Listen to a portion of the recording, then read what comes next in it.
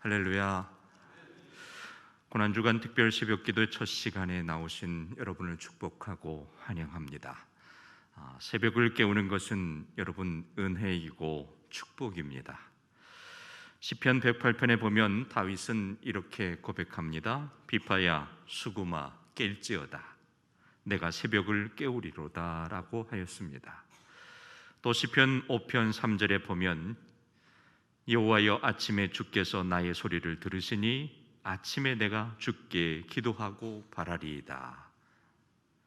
그리고 다윗은 이른 아침에 일어나서 주께 기도하고 찬양하는 것을 사모했다고 합니다. 그리고 그 시간을 통해서 응답받고 능력을 얻었습니다.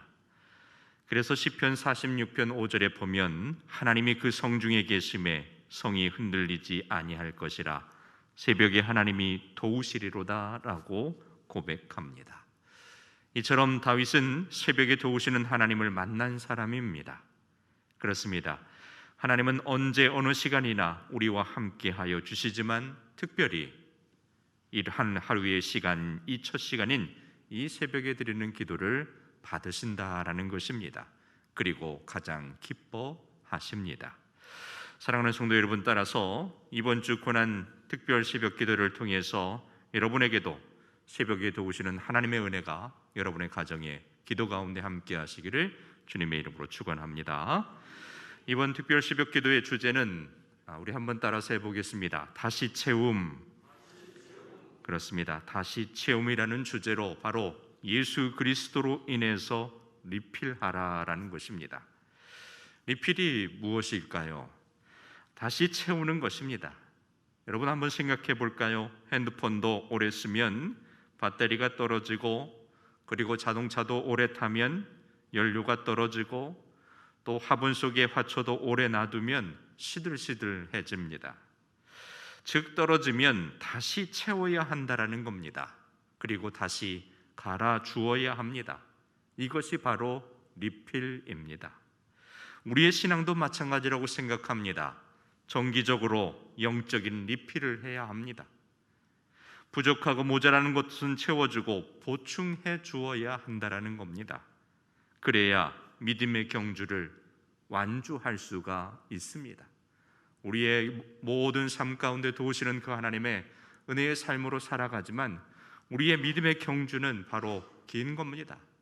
그렇다면 이 믿음의 경주를 하기 위해서 늘 보충되어져야 합니다. 그래서 이번 특별 새벽 기도회는 특별히 우리의 신앙의 가장 기본이 되는 주제들을 리필하는 시간으로 함께 기도하며 잡았습니다. 그 첫 번째가 바로 믿음을 리필하라입니다. 따라서 한번 해볼까요? 믿음을 리필하라. 믿음을 리필하라입니다. 사람이 사랑할 때 첫사랑은 이렇다고 하죠. 뜨겁고 강렬하다고 합니다. 그러다가 시간이 흐르면 점점 식어져 갑니다. 우리의 신앙도 한번 생각해 보면 신앙생활도 믿음의 첫사랑은 여러분 어땠습니까? 뜨거웠습니다. 그 성령의 은혜가 너무 뜨거웠습니다. 그때는 정말 열심히 믿었습니다. 그런데 언제부턴가 점점 믿음의 열기가 식어져 가는 겁니다. 마치 핸드폰의 배터리의 퍼센트가 점점 내려가는 것처럼 100%에서 50%로 그리고 0%로 완전히 비어버리는 그러한 것처럼 말이죠. 그렇게 믿음의 배터리가 줄어간다라는 겁니다. 이런 상황을 그냥 놔두면 완전히 비어버립니다. 겉으로 보기에는 잘 믿는 것 같은데 정작 자기 자신은 신앙생활의 기쁨도 활력도 잊어버린 채 마지못해 교회 다니는 사람으로 변해버리는 겁니다. 이런 신앙을 성경은 뭐라고 하는지 아십니까? 경건의 모양은 있으되 경건의 능력은 없다라고 말하는 겁니다. 양만 있지만 능력은 없습니다. 모양은 있지만 능력이 없는 겁니다. 그래서 시험이 닥치고 어려움이 있으면 쉽게 그 믿음이 무너져 버리는 겁니다. 그래서 여러분, 이런 일이 생기기 전에 우리의 믿음이 리필되어야 합니다. 이 믿음의 리필 작업을 통해서 신앙의 뿌리를 다시 한번 깊이 내리기를 주님의 이름으로 축원합니다. 미국 뉴저지에 가보면 이런 일이 있다고 합니다. 거기에서 목회하던 목사님이 쓴 글을 읽은 적이 있는데요. 뉴저지는 가든 스테이트라고 해서 정원 도시입니다. 그렇게 불려집니다. 그래서 집집마다 정원이 있고 거리마다 숲이라고 합니다. 꽃과 나무가 가득한 도시입니다. 그런데 이 뉴저지의 나무들은 조금만 바람이 불어도 쓰러져 버리는 겁니다. 큰 나무조차도 작은 바람을 견디지 못하고 쓰러져 버리는 겁니다. 왜 그럴까요? 나무의 그 뿌리를 깊이 내리지 않기 때문에 그렇다고 합니다. 왜 나무들이 뿌리를 깊이 내리지 않는 것일까요? 사실 이 뉴저지는 때마다 적절하게 비가 내려서 나무들이 이 뿌리가 깊이 내리지 않는다고 합니다. 그럴 필요가 없다라는 것이죠. 적당히 뿌리만 내려도 물을 잘 흡수하는 겁니다. 그래서 뿌리가 깊지 못하니까 작은 바람에도 쉽게 넘어져 버리는 겁니다. 사랑하는 성도 여러분, 그렇다면 오늘 저와 여러분의 믿음의 뿌리는 어떤지 다시 한번 이 새벽을 통해서 점검하시기를 바랍니다. 작은 시련에도 쉽게 넘어지고 있는지, 우리의 믿음의 뿌리가 뽑혀지지는 않았는지, 나약한 뿌리가 아니라 바라기는 믿음의 뿌리를 저 골고다 언덕 위에 십자가에까지 깊이 뿌리 내리는 우리 성도들 되시기를 주님의 이름으로 기도합니다. 우리의 신앙의 뿌리가 저 십자가 그 밑에까지 깊이 내려져야 합니다. 오늘 본문의 말씀에 보니까 예수님께서 베드로의 믿음을 보시고 걱정하시고 계십니다. 베드로는 사실 예수님의 수제자로 그의 믿음은 참 탁월했다고 생각합니다. 그런데 예수님께서 이 베드로의 믿음을 보시고 걱정하시고 계시는 겁니다. 베드로 앞에는 사탄의 무서운 시험이 기다리고 있습니다. 주님 보시기에 베드로는 이 시험을 이길 만큼 강한 믿음을 아직 가지고 있지 못함을 알고 계셨습니다. 그래서 베드로의 믿음이 떨어지지 않도록 주님께서 지금 기도하시는 겁니다. 여기서 우리는 주님의 관심이 어디에 있는지 알 수 있습니다. 우리 주님은 바로 우리의 믿음에 관심을 가지고 계시다라는 겁니다. 오늘 저와 여러분의 믿음을 관심을 가지고 계십니다. 사람들은 돈이 떨어지고 또 시험에 떨어지고 건강이 약해지는 일들이 잘 안 될 때 어떻게 합니까? 열심히 기도할 줄 압니다. 그러나 나의 믿음이 떨어진다고 생각하며 기도하는 사람은 많지 않은 것 같습니다. 나의 믿음이 떨어진다. 이것이 걱정이 돼서 기도하는 사람은 없다라는 거예요. 믿음이 떨어지는 것이 그렇게 심각한 일인 줄 깨닫지 못하기 때문에 그렇습니다. 그러나 주님은 정반대였습니다. 믿음이 떨어지는 것이 심각한 문제임을 아셨습니다. 그래서 믿음만 굳세게 서 있으면 이런 시련과 문제를 다 이겨나갈 수 있다는 것을 아시고 그의 믿음을 위해서 기도하신 겁니다. 여러분, 요한복음 20장 27절에 보면 의심 많은 제자 도마 이야기가 나옵니다. 부활하신 주님이 제자들을 만나는 자리에서 도마는 없었습니다. 다른 제자들이 주님이 부활하셨다라는 말을 했으나 도마는 주님의 못 박힌 손과 창에 찔린 허리를 보지 않고는 믿지 못하겠다라는 겁니다.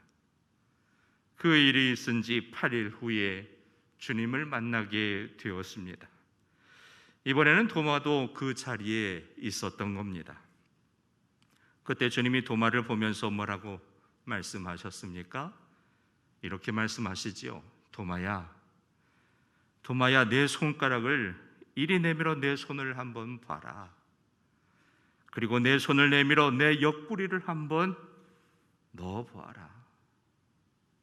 그리하여 믿음 없는 자가 되지 말고 믿는 자가 되라고 주님께서 말씀하셨습니다. 믿음 없는 자가 되지 말고 믿는 자가 되어라. 여러분, 이 말씀이 우리를 찌르지 않습니까? 믿음 없는 자가 되지 말고 믿는 자가 되어라. 따라서 한번 해보겠습니다. 믿음 없는 자가 되지 말고 믿음 있는 자가 되라. 그렇습니다. 믿음 없는 자가 되지 말고 믿음 있는 자가 되라고 오늘 말씀하십니다. 우리 예수님은 도마가 잘 믿지 못하니까 보고서라도 믿으라는 겁니다.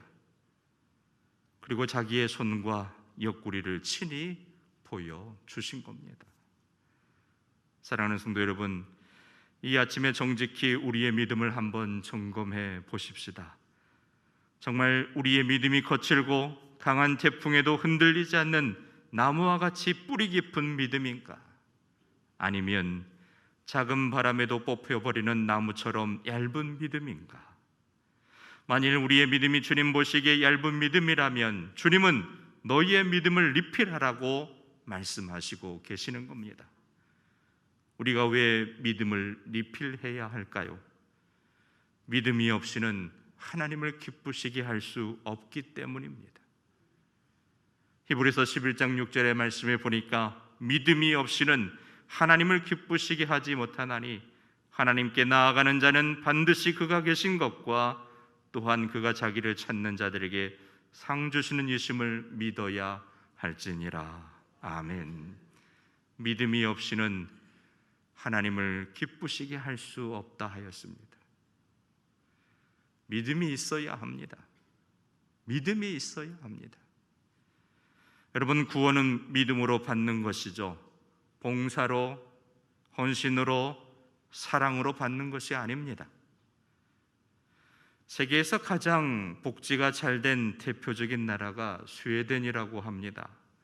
그야말로 지상천국이라 할 만큼 복지가 골고루 잘 되어 있다고 합니다. 그렇지만 아무리 이 스웨덴에 가서 복지를 받으려고 해도 받지를 못한다고 합니다. 먼저 스웨덴의 국적을 가져야 하는 것이 맞죠. 스웨덴 국민이 먼저 되어야만 그 복지를 누릴 수가 있는 것입니다. 마찬가지로 하나님의 자녀가 되기 위해서 믿음이 필요합니다. 그래서 믿음의 리필이 가장 먼저인 것입니다. 믿음의 리필을 위해서는 말씀을 듣고 또한 읽고 깨닫는 것이어야 합니다. 왜냐하면 믿음은 들음에서 나기 때문입니다. 하나님의 말씀을 많이 읽고 듣고 묵상하시기 바랍니다. 말씀을 가까이 해야 내 믿음이 생기는 겁니다. 믿음이 떨어지고 있다고 한다면 여러분, 성경을 붙잡으시기 바랍니다. 그래서 계속해서 그 말씀을 읽기 바랍니다. 꾸준히 읽어야 합니다. 그러면 믿음이 리필되고 식어가는 믿음이 다시 뜨거워져 가는 것을 체험하게 될 줄로 믿습니다. 그런데 이럴 때 사탄은 우리를 그냥 내버려 두지 않습니다. 말씀을 읽지 못하도록 시험거리를 주기도 하죠. 일을 바쁘게 합니다. 그러나 사랑하는 여러분, 그것을 이겨내시기를 주님의 이름으로 기도합니다. 이겨내시고 말씀을 붙잡으셔야 합니다. 또한 믿음은 들음에서 나고 들음은 무엇이라고 했습니까? 그래서 한번 따라서 하는 겁니다. 들음은 하나님의 말씀이라. 그렇습니다. 들음은 하나님의 말씀입니다. 믿음은 들음에서 나고 들음은 그리스도의 말씀이라고 하였습니다. 결국 그리스도의 말씀을 들을 때에 믿음의 뿌리가 깊어지는 겁니다. 옛날에는 책이 없었고 문맹률도 낮았죠. 그래서 읽을 수도 없었습니다. 그러나 이제는 수많은 성경책들이 나와 있습니다. 성경을 읽지는 못해도 정말 그 성경을 통해서 듣는 것보다 읽는 것이 그래서 더 중요하다라는 겁니다.